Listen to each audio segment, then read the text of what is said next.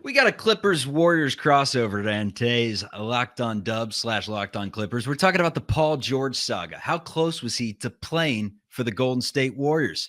Could they be potential trade partners this year? Warriors have been looking for a big fish. That is no secret. Kawhi Leonard, he's a pretty big fish in the pond, I'd say. And who's going to be better, Clippers or Warriors? We're talking about it on today's show.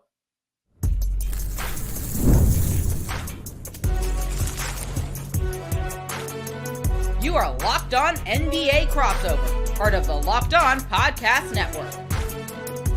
Your team every day. What is the good word, everyone? Thanks for making Locked On your first listen of every single day. We are part of the Locked On Podcast Network, your team every day. Locked On Clippers with Darian Vaziri. Locked On Warriors with Charlie Walter. We are always brought to you by FanDuel. You can start the season with a big return on FanDuel. Place your first $5 bet and you'll get started with $200 in bonus bets guaranteed. Visit FanDuel.com to get started. On today's show, we're giving Warriors perspective. We're giving Clippers perspective on what went down with the Paul George situation, why the Golden State Warriors did not pull the trigger, and what the Clippers may have been asking for in return from Golden State. Could they link up again at some point this year and be potential trade partners? The Warriors are going to be testing the market. They have the assets engaged, the dry powder to go.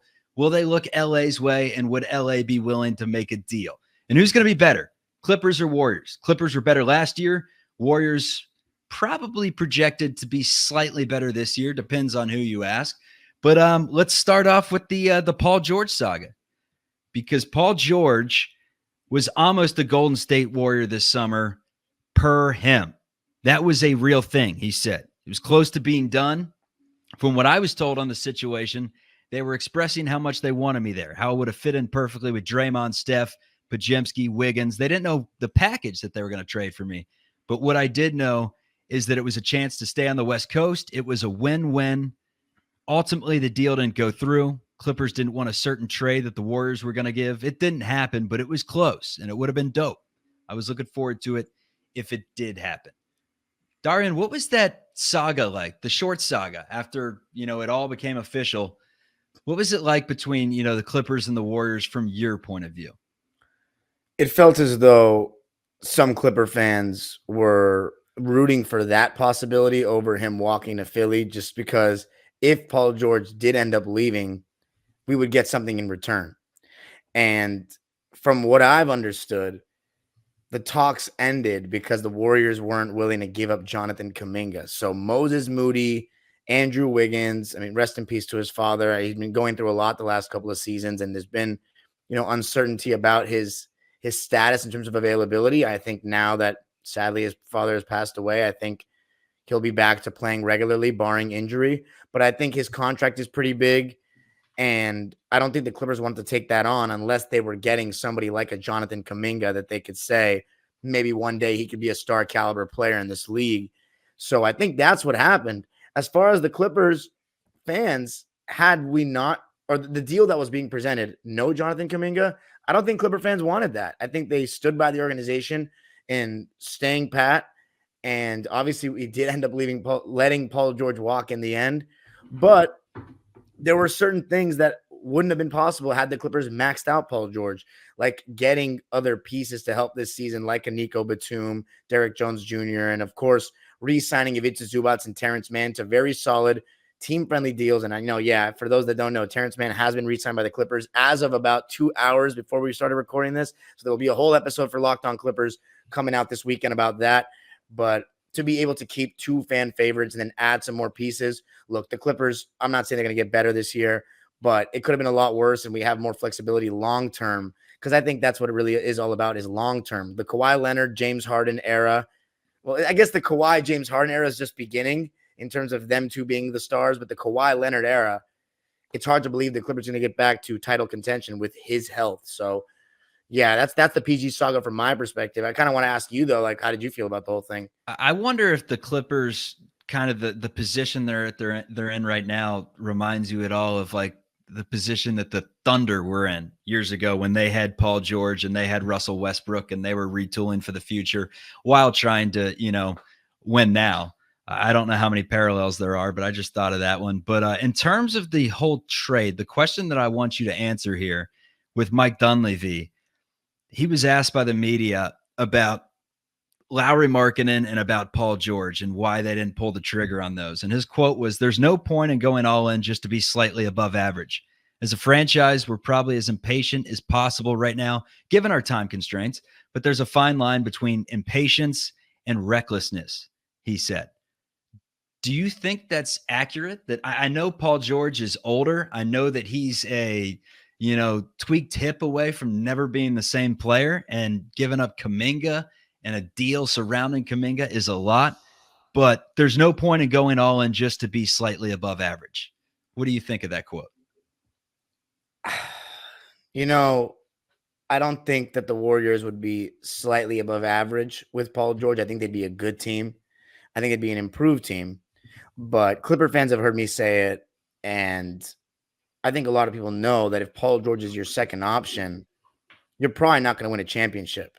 And yes, that is an indictment on Paul George himself. I mean, when people see on the surface with him is his numbers and his incredible highlights and what he does when he's great. But what you don't see is extremely wavering confidence and aggression for a player that's very established in the league, that's getting paid a lot of money, and he does not generate many easy baskets. Now, as far as what his fit would have been like with the Warriors, I think it would have been really good because Paul George is the type of guy you can plug into different places, and he can work without the ball in terms of if you can, run pin downs for him and have him run off screens and work quickly off the catch. And that's a lot of what the Warriors like to do. He's not the best playmaker with a ball in his hands in the world. While he will get his 5 assists, if you give him that leeway to get 5 assists, he will make sure he'll get those 3 turnovers, and some will be extremely costly. However, this Warriors team needs a second guy they can go to, that they can create their own shot. Lost Klay Thompson. Andrew Wiggins obviously was kind of that second guy in the 2022 title, but not necessarily all creation. You had Jordan Poole, who was doing a lot of that as well. But I just think Andrew Wiggins was the second best player in that run. Will he ever reach those heights again? I'm not sure. Draymond is declining. Steph, as great as he is, also is declining, getting gassed quicker these days. It seems he did not have, he was the clutch player this season, so I'll give him that. But I have watched a good amount of the Warriors the last couple of seasons, and he's not, to me, the same defender that he was in 2022. And I saw that right away in the beginning of the 2023 season when the Warriors went on that East Coast road trip and were losing games to really bad teams like Detroit and Charlotte, from my memory. I think the Warriors are aging. They couldn't win a game on the road, man. Right, in 2023. And yeah, I know it's gone a little better. It got a little better last season, but at the end of the day, they were still a 10th seed. So this Warriors team needs some revival. I would have made the swing for Markkanen more so than Paul, because a mobile big that you can run off screens and hasn't necessarily hit his ceiling, playing with the Steph Curry and a Draymond Green, I think that's a lot better than just a slightly above average team, quite frankly. That was the guy for me, was Lauri Markkanen. If you get Paul George, you're flirting with a top 4 seed, but I will tell you, you will not have won the championship.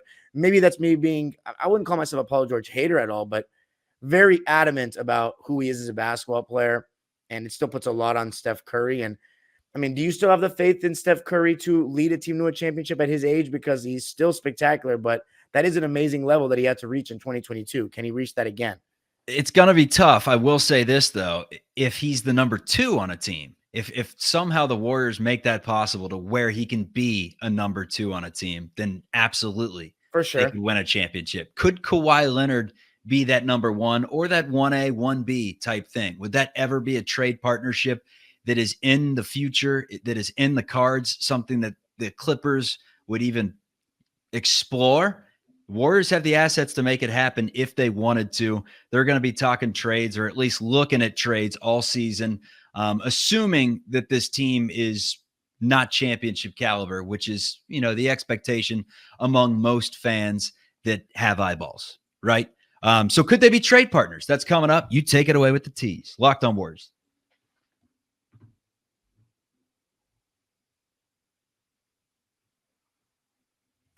I got to tell you a little something about FanDuel.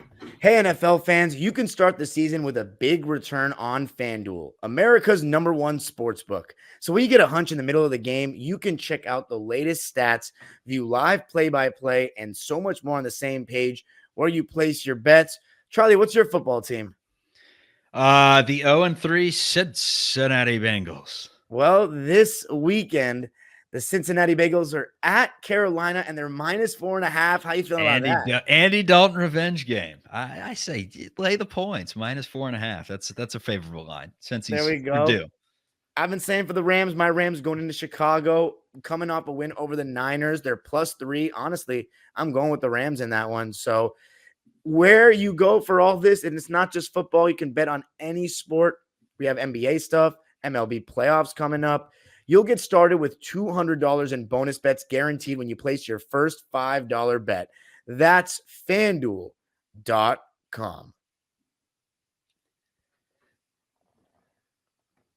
All right, Darian, back to the conversation. Trade partners, Warriors and Clippers. I've now asked a few teams this offseason.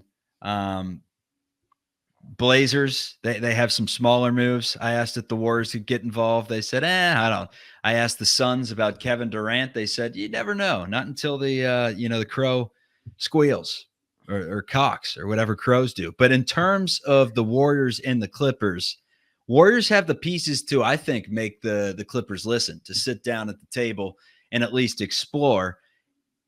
Is there any avenue to get it done? And would the Clippers ever make that trade in your mind? Trading Kawhi Leonard? Yeah. Yes, I think there is an avenue where it could be done. However, it's a really weird one with Kawhi, right? Because when he's healthy, he's not the type of guy that you trade. Because when he is healthy, there aren't 10 better players in the NBA.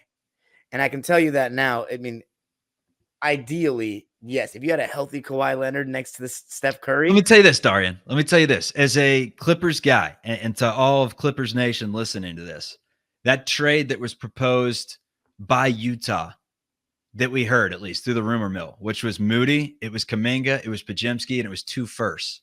You wouldn't entertain that trade offer if the Clippers were hovering around decent? No, I would take it.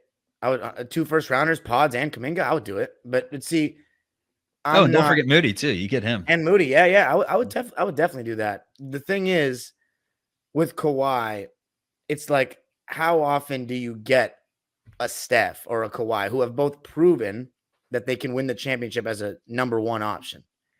You don't get those guys. And in Clipper land, we haven't been, to be honest, even in Warriors land, you haven't been fortunate to have those kind of guys in your franchise history. I mean, in Warriors history, it's like who? Kevin Durant, Rick Barry, Steph Curry, and Wilt Chamberlain are like the only guys I can think of off the top of my head. Excuse me? Mullen. But I wouldn't put Chris Mullen as a best player on a championship team caliber guy. You know what I'm saying? Great player. Yeah. Great player. But I'm going with, Wilt, Rick Barry, Steph. Like, those guys just don't come around often. So the Clippers organization is holding out that if Kawhi Leonard can be healthy just one time again, that we've got a chance to do something special. How much do I believe he can be healthy for a playoff run? I don't anymore. I think his health is just, that degenerative right knee is so far gone. It just doesn't feel feasible that he can do it. However, he played 68 games last season. So it was like such a weird thing. But then he was worn down. Here's the thing.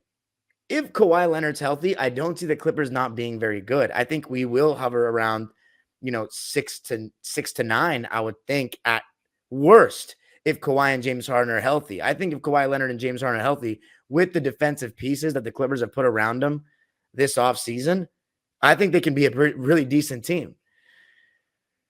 If James Harden gets hurt somehow and Kawhi is kind of playing on his own, then yes. You know what, Charlie? I think the only way that would even be entertained is if Kawhi himself requests a trade. Which happens a lot, right? Which does, but here's the thing about the Clippers with Kawhi. The Clippers have adhered to every single one of his demands. And he's at home. This is the first place he's chosen to be. He didn't choose to be a Spur, and he didn't choose to be a Raptor. He chose to be here with the Clippers, which is a lot of why, Kawhi, I wouldn't say he means a lot to Clipper fans. I think right now it's a very split kind of feeling on his tenure as a Clipper. But I'll say this, when he first came, we were all so appreciative that a player of his caliber would actually choose to come to the Clippers, because that's just not a thing that's happened in NBA history. So that's, for me, what would be the case is if Kawhi's like, you know what, even if I do my best, this team is a 46-win team, 45-win team. Let me go somewhere else. And quite frankly, Golden State would be a place that I think he'd be very open to going, because it's still in California, and Steph Curry, Draymond being part of that culture, I think that would entice him for sure. But I don't have the confidence that Kawhi would be. And here's the other thing, right? If the Clippers are actually bad, it's going to be because one of them are injured. Most likely most likely Kawhi himself. And why would a team want to trade for Kawhi when he's hurt? So that's the thing. Yeah, and then I'm looking at the other members of the Clippers that could potentially be of trade assets to the Warriors. Would that be something that, is there anyone on the Warriors basically that you're looking at, or draft capital or anything that makes any sort of sense? And I'm not even talking this year, next summer too. We're looking ahead right now on the Crossover podcast. Like, is there any partnership to be had based on the team's needs that you see, with the Warriors needing some size, quite frankly, just to make their team better? Not even superstar size, just players that, can protect the bucket, they can get boards. And Looney's done that, or he's been really good at that for a long time now. But just some size, and then Clippers, I would imagine, could use some more, playmakers, which the Warriors do have a lot of. And actually, let me cut in with this, because I do want to get back to just everything I said. Disregard it, put it on the chopping block, because I want to talk some more Kawhi.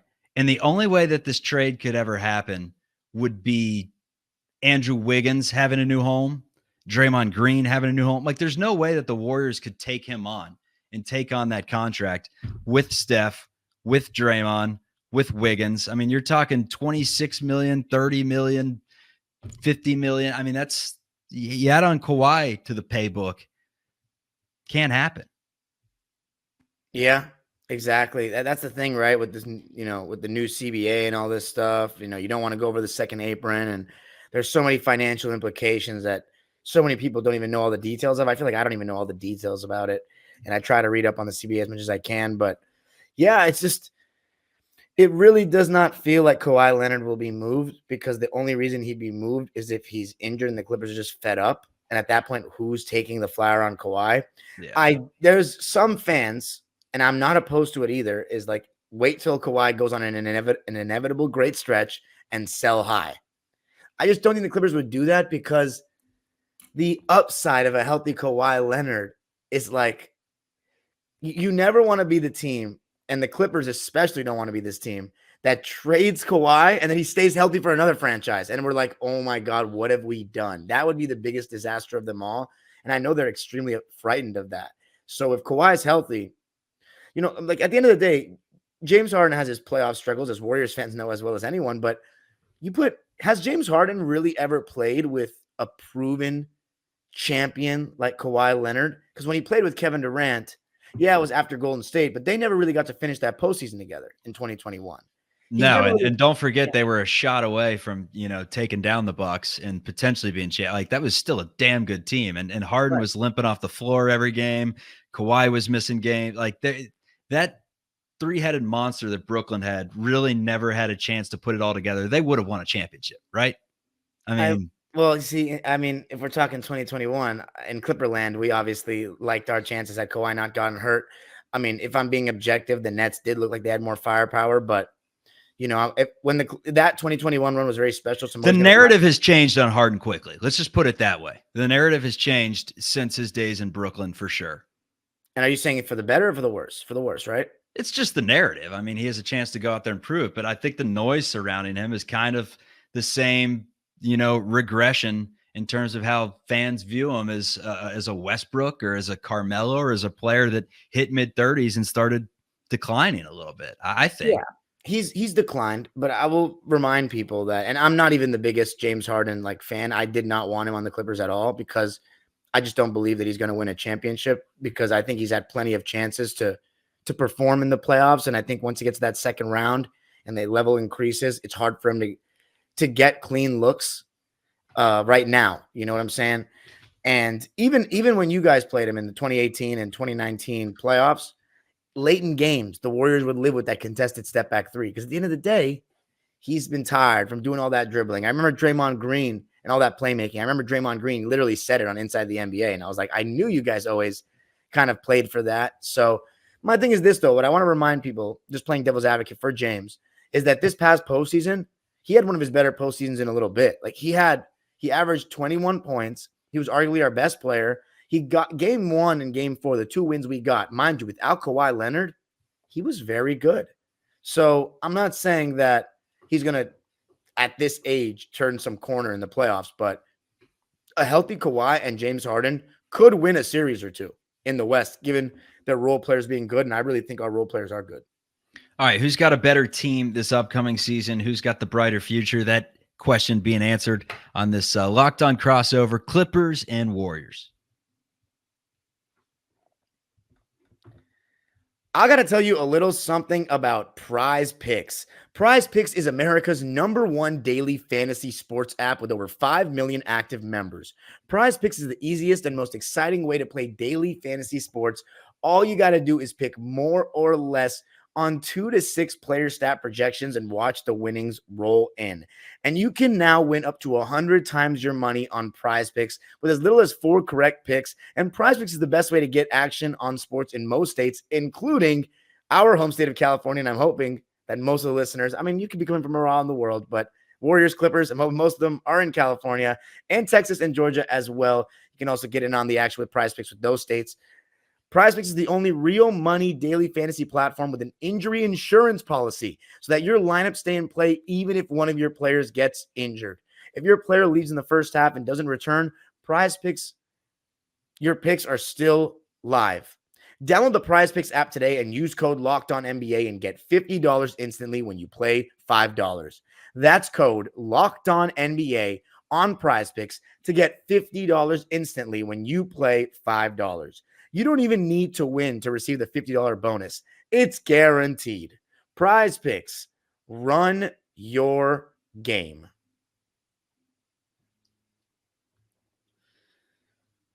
Back to it, Warriors and Clippers. Who's going to be better this upcoming season? Clippers, a playoff team a season ago, went down in the first round. Warriors, a play-in team, went down in game 1 to the Sacramento Kings. They missed out on the playoffs. Both teams have something in common. Losing a aging star, Warriors losing Klay Thompson, Clippers losing, as we mentioned, Paul George. Who's going to be better this upcoming season? You're asking me? I mean, look, I'm asking you. Yeah, I'm not the type of guy that is always just going to ride with my team no matter what, but I'm really not high on the Warriors this season. I can't lie. I'm not. I love Kyle Anderson. I truly love him. He's actually my second favorite college player of all time because my parents went to UCLA. He was a beast. And I think he's going to be great in terms of just adding another wing that can defend. And I mean, the dribble handoff stuff with Steph and Kyle, I think that'll be really intriguing because I just think Kyle's the kind of guy that can thrive in a high IQ situation because he will add to your team's collective IQ. He's not a great shooter, as everybody knows, but he's got incredible hands. And I think with the movement of the Warriors, I don't know how he fits next to Draymond, but I think with the movement of the Warriors, I think Steph will make his life a lot easier, actually. So I'm loving that move. I think Buddy Hield will be good, but I don't think that those additions really move the needle for me. You lose Klay Thompson. I know Klay had his flaws. He's not the same defender he once was, and he can be hot and cold with the shot. But overall, the gravity of Klay Thompson and how much he meant to the Warriors offense is relevant. And I think that's going to be missed. I think you're really banking on, and Steph and Draymond are 1 year older. Looney looked not the same last year. Wiggins is the big question mark for me. And then can he return to being very consistent, very solid? And then the development of Moody, Kuminga, and Pods. I think that, and Trace Jackson Davis as well. Those guys taking a leap, that could prove me wrong. But as of now, I just think the Clippers, it's the big if, right? That's the thing. Kawhi and Harden, can they play 60 plus games? If Kawhi plays under 60 games, then yeah, the Warriors will probably be better. But it's not like the Warriors haven't had health concerns. I mean, Steph, I feel like misses 15 games, has been missing 15 games quite regularly the last couple of years. Correct me if I'm wrong, though. Yeah, I mean, obviously a lot of it's load management in today's day and age. He's getting his rest that way. We know about load management over here. We all do. I'm looking at the Clippers roster right now. In terms of a player that can potentially pop, because here's my argument. I would say that like heading into the season on paper, Clippers are better than the Warriors, right? I think the Warriors are in a better position to go out there, get someone at the deadline that makes them significantly better, that they have team control over for multiple years. And then I would say the Warriors have a higher ceiling that way. Because I don't think either with the rosters constructed right now is winning an NBA championship. Am I wrong saying that? 100% right. Yeah. I also, by the way, just to correct myself, Steph Curry only missed 8 games last year, so credit to him. That's amazing. I was thinking of the 2 previous years where he missed 26 games and 18 games. So, again, I think we have the same kind of concerns, though. Obviously, much higher concerns with the Clippers and Kawhi. But, like, for example, I think the Clippers, just because of the simple fact that James Harden is a great offensive engine still, a good, especially in the regular season, if Kawhi goes down, we still have James Harden to create stuff. If Steph Curry goes down for any amount of games, I really don't know how the Warriors are going to survive. It's going to be a lot of pods handling the ball, a lot of point forward Kuminga, but that sounds like a young team that's like getting reps, but is like below the play-in type of deal. So I think we're more equipped for a star to miss games. There's also the Kevin Porter Jr. factor with the Clippers. That's a big unknown. It's like, how much could he bring to the table? But as I said, I'm not very high on the Warriors. I'm not as high on the Clippers as some of the Clipper fans, but I think we'll be better than a lot of people think because the defensive personnel that the Clippers have acquired is pretty good. Derrick Jones Jr. and Nicholas Batum and Chris Dunn to throw with Ivica Zubac, Kawhi Leonard, and Terrence Mann. I think we got a really solid point of attack defense, whereas the Warriors, it's got to be a big season from Wiggins for me. Otherwise, your defense is just Draymond at the end of the day to me. And then, I mean, how do you feel about your other defenders? Moody, Kuminga, Paz, these guys. Paz is a great charge taker. Not great. I mean, they got one thing that the Warriors have is legit 12 dudes fighting for spots, right? And Kerr said it at the media availability yesterday. Basically, just like every starting spot is up for grabs. You know, I think Steph's going to start, is what he said. I think Steph's going to start, but I'm telling these guys like starting positions are up for grabs. Now, how many? He may have 3 already sharpied in there. We have no idea because the consensus is that Pod's probably going to be your starting 2. And that Draymond is going to be in there with Curry. But aside from that, like, are they going to go Trace Jackson Davis at the 5? Could Kevon Looney sneak back in there? I think a lot of Warriors fans were expecting Kevon Looney to maybe not be a part of the team just 3-4 months ago. He's back. Wiggins is back. Guys that, you know, Peyton, that we thought may be involved in some sort of a trade this summer, just because when you look at the Warriors roster, it doesn't seem balanced in a lot of ways. But because of that, it makes them very versatile in terms of the way that they can play. So I look at the Warriors defensively right now and think that, you know, Kerr is going to start running rotations out there that defend, that can get stops. They were anemic in transition defense last year. They're going to have to be better in that. And then I think in just every facet of defensive ceiling, Kyle Anderson helps you out. Right? Yeah. His IQ and the way that he can kind of be a quarterback of a defense along with Draymond, I think that helps them out tremendously. So I don't know. I think it's hard to look at the Warriors right now and say what their ceiling could be this season because of the potential for trade and their desire to go out there and get another star for Steph Curry. I will say their floor is a decent basketball team, right? And if you want to talk about Steph Curry potentially getting injured, it's a not good basketball team at all. Yeah, that's kind of where I'm at. Is I'm expecting there to be some injuries on both sides for both teams. I just think the Clippers are a little bit more equipped to handle it with having 2 solidified stars. I really think James Harden will be, because you have to think, last year he averaged 16 points, shot 11 times a game. Now you're removing Paul George and Westbrook from that. So you're going to see his shot attempts go up a little bit.